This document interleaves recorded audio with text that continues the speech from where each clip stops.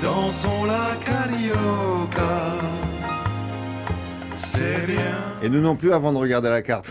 Alors, on va Rassurez-vous. remédier tout de suite à ce problème. Il s'agit de l'archipel des îles Salomon. Oui. Alors, les îles Salomon, on est en plein Pacifique. On est un petit peu au-dessus de l'Australie, à l'est de la Papouasie-Nouvelle-Guinée. C'est vous qui avez fait la carte? Oui, j'ai fait ce matin. Regardez, j'ai tracé ça. C'est Bon, bah, écoutez, non, mais c'est pas votre mal. petit dernier qui l'a C'est pas fait. mal. Il a eu combien? Il a eu 8. Et surtout, je vais vous souligner la particularité de cet archipel, c'est qu'il y a 8, on va dire bah, entre 8 et 10 îles majeures, mais il y a plus de 900 tout petits îlots. Ouais. Donc c'est vraiment immense. Alors on s'est posé plusieurs questions, auxquelles bien sûr vous avez la réponse lorsque vous allez à cette exposition Éclat d'ombre au Quai Branly. Première question, pourquoi ça s'appelle les îles Salomon? D'où vient ce nom? Qui ont été les premiers à baptiser les îles Salomon? Deuxième question, quels étaient leurs rituels? Parce que vous savez, quand on va dans des archipels comme ça, ben si, il y a une chose très importante en matière de rituels de chasse, en matière de Non, mais rituels d'initiation. moi, c'est pourquoi pour, on fait une exposition sur ces îles-là, alors qu'il y en a des milliers ailleurs qu'on connaît pas plus, ou celle-là, elle est Non, différente. ce qui est Celle-ci intéressant, d'abord celle-là, vous avez vu, elle est complètement vraiment éloignée. Bon, elle a c'est- tendance justement à être oubliée. Donc c'est bien de mettre l'accent, la lumière sur quelque chose qu'on ne connaissait pas. Parce que non seulement vous allez découvrir cet archipel,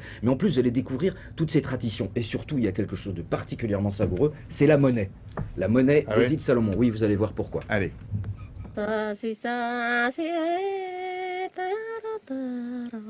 On démarre tout de suite avec l'origine du nom des îles Salomon. En fait, l'explorateur, en 1568, Álvaro de Mendeña, est persuadé d'avoir découvert le lieu mythique où le roi Salomon entreposait son or. Pourquoi? Parce que là-bas, les bâtons tribaux rituels meurtriers sont couverts d'or. Alors évidemment, lui, il échange tous ces bâtons contre des pièces de tissu.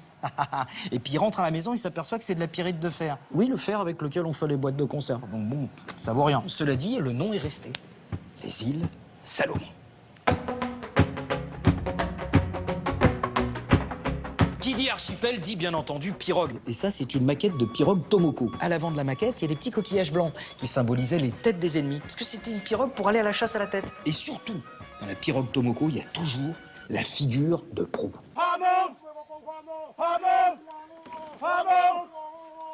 La figure de proue Tomoko a une caractéristique, les yeux sont exorbités. On a l'impression qu'elle a bu beaucoup de café. Non, c'est parce qu'il y a des esprits qui sont invisibles à l'œil nu et qui peuvent passer, qui trompent les hommes, mais pas la figure de proue. Ah.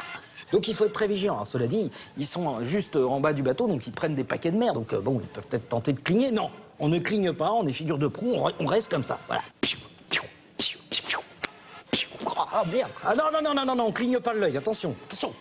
Bah non, parce que si tu clignes de l'œil, ça sert à rien. Bah tu fais pas figure de proue, à ce moment-là, tu fais autre chose. Je sais pas, tu vas à la chasse à la tête, autre chose. C'est bon? Non. Ah bah parce que la traversée durait très très longtemps, hein, donc les gars, bon, d'accord.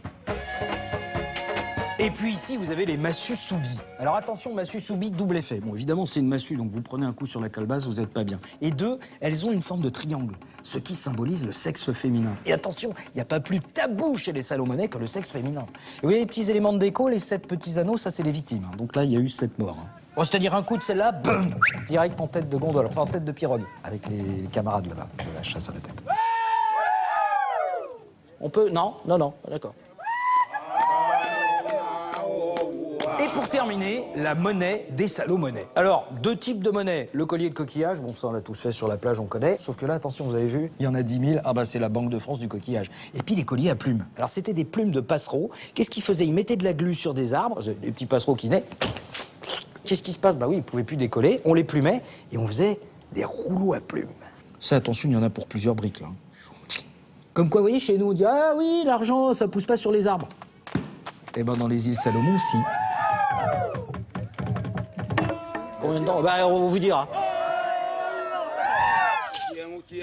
Bien sûr qu'il payait avec C'est ça. le Botox ou quoi là, Il y a un truc là. Hein? Ça gêne, hein, Cette non? expression. Non, bien sûr qu'il payait avec ça. On Allez-y, paye avec ça c'est et on, religieux. on les mettait autour du cou alors. Ah non, bah non. Mettez autour du cou, c'était les colliers. Et par contre, la monnaie de plume, c'était des rouleaux qui étaient conservés très On se baladait avec son précieusement. rouleau dans son sac, Voilà, quoi, exactement. son cabas. Voilà, pour faire ses courses. Éclat d'ombre au Quai Branly, Courrésie, éclat d'ombre. Oui, c'est joli, c'est un oxymore, c'est comme obscure clarté, culture pub ou l'ami financier. Voilà, ce sont des termes contradictoires qui produisent du sens. L'ami financier, c'est pas. L'ami c'est contre- financier, c'est aussi c'est un contre- oxymore. Parce que l'ami financier, normalement, enfin bon, voilà. Merci beaucoup, Je vous en prie. madame.